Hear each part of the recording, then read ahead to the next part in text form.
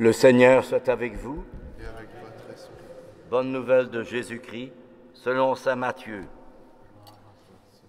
En ce temps-là, Jésus arrivé dans la région de Césarée et de Philippe, interrogeait ses disciples. Au dire des gens, qui est le Fils de l'homme? Ils répondent, pour les uns Jean-Baptiste, pour d'autres Élie, et d'autres encore Jérémie ou l'un des prophètes. Jésus leur demanda, et vous, que dites-vous? Pour vous, qui suis-je? Alors Simon-Pierre prit la parole et dit, tu es le Christ, le Fils du Dieu vivant. Alors à son tour, Jésus lui dit, heureux es-tu, Simon, fils de Jonas? Ce n'est pas la chair et le sang qui t'ont révélé cela, mais mon Père qui est aux cieux.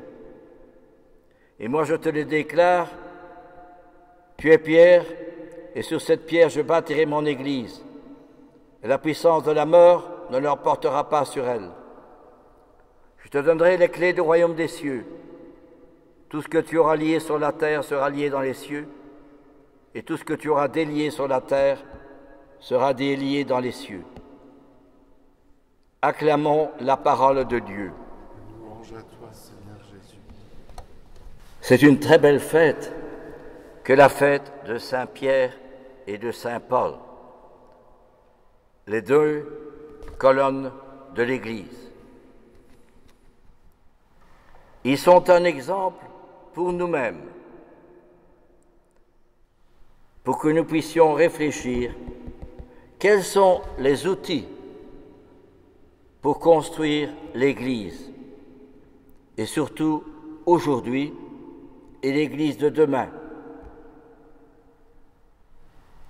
C'est une question importante et elle repose sur notre réponse à chacun et chacune d'entre nous que nous donnons à notre Seigneur quand il me pose la question « Qui est pour toi le Fils de l'homme? Pour toi, qui suis-je » Et comme disait le pape Jean-Paul II, de la justesse de ma réponse, de l'honnêteté de ma réponse, dépend la foi, ma foi et la construction de l'Église. Charles de Foucault écrivait « Dieu construit sur le néant ». C'est fort ça. Dieu construit sur le néant. C'est par sa mort sur la croix que Jésus a construit l'Église. C'est par le néant des apôtres qu'il a sauvé le monde, à peu près. Et c'est par le néant des moyens humains, c'est-à-dire par la prière et le sacrifice, que la foi se propage et que l'Église se construit. Des paroles assez étonnantes, car quels sont alors vraiment les outils que notre Seigneur propose à nous-mêmes pour construire l'Église de demain? Quels sont ces outils là-bas? Eh bien, ça va nous paraître étonnant, paradoxal, je dirais même scandaleux, surtout dans la mentalité d'aujourd'hui, où on voit toutes choses en fonction du résultat, de l'efficacité, de la rentabilité.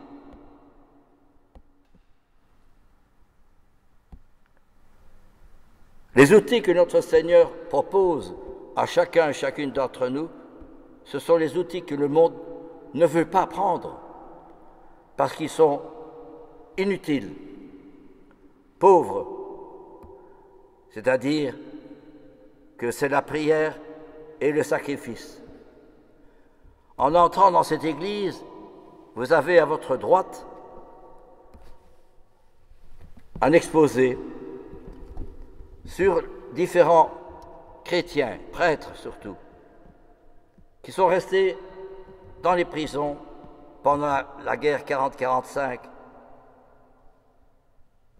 comme Auschwitz, Dachau et d'autres encore. Ils ont souffert, ces prêtres, ces religieux, ces religieuses et ces chrétiens.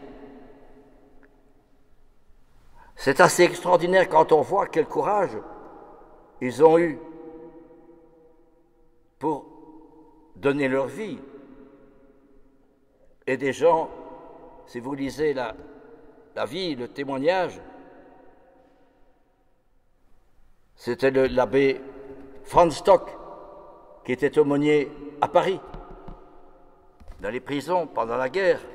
Le témoignage de gens qui ont été généreux, donnant leur vie, des pères de famille, mais qui sont morts d'une façon très misérable. Il les a chaque fois accompagnés, chaque fois les aider. Parfois, il célébrait à l'insu de ceux qui étaient responsables de la prison. Il célébrait la messe pour certains. Et l'abbé Stock a beaucoup souffert également et les accompagnait jusqu'au poteau d'exécution. C'était formidable quand même. Et l'abbé Stock a souffert. Il y avait des nuits où il ne dormait pas. Et c'était terrible de voir la souffrance de tous ces gens-là qu'il partageait avec tout son cœur.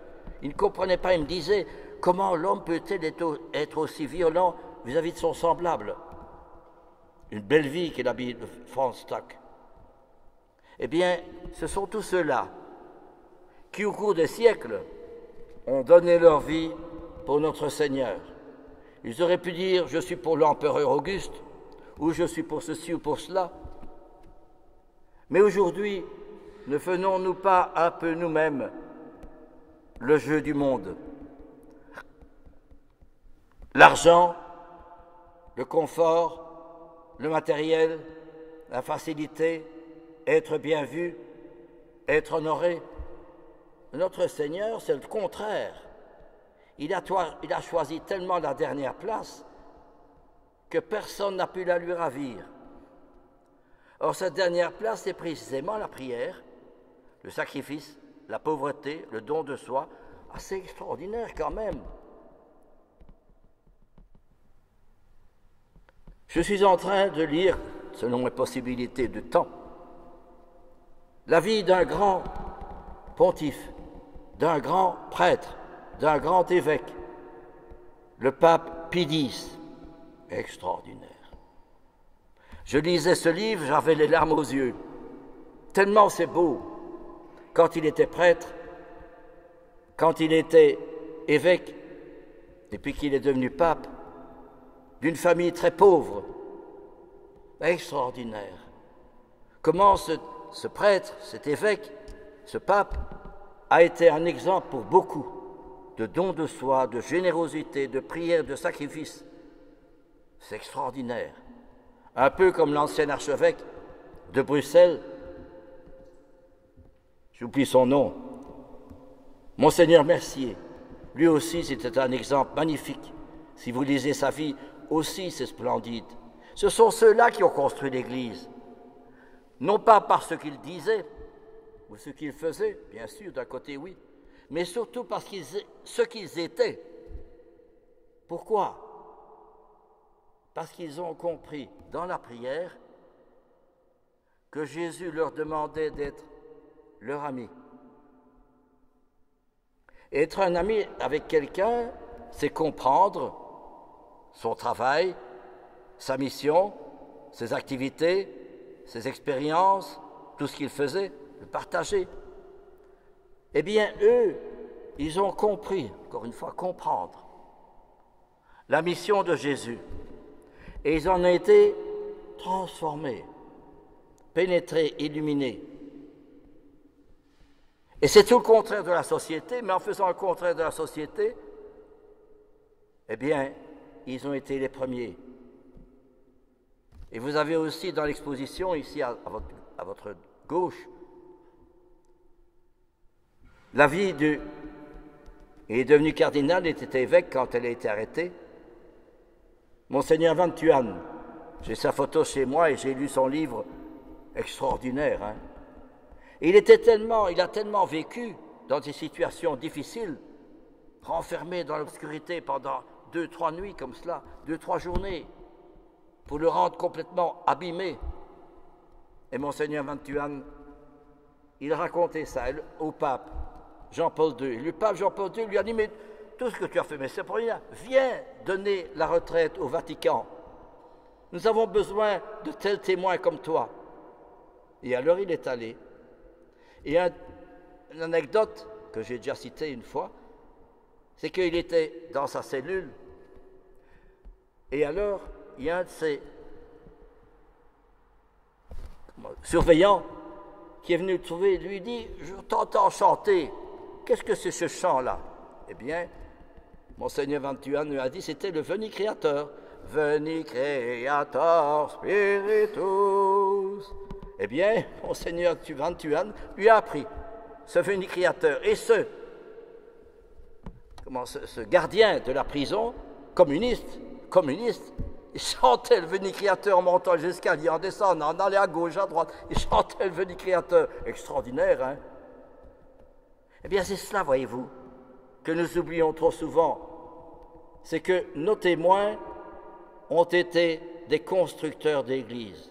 Non pas comme nous le pensons, nous organisons, nous voulons, nous désirons, et les premières places, les honneurs, la richesse, le confort. Non.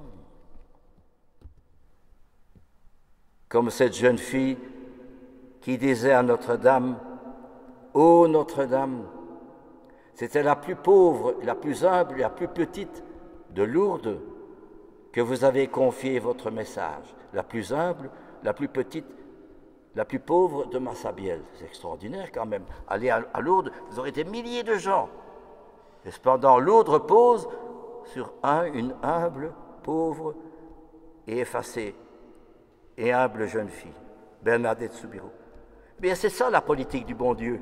Il construit toujours par des moyens pauvres. Eh bien, durant cette messe, prions pour le souverain pontife, le pape Léon XIV, qui est je crois que c'est vraiment un prêtre, un homme de Dieu, un humble, du vie intérieure. Il a été transformé par le Christ. Je vais un peu vite, peut-être, je vais le canoniser, pas encore. Mais tous ceux-là, Pidis, d'autres encore, Monseigneur Vantuan, et tous ceux-là qui ont souffert dans les prisons, ils ont été d'autres Christ. C'était des icônes de l'Église, des icônes du Christ, des témoins de Jésus, jusqu'à donner leur vie.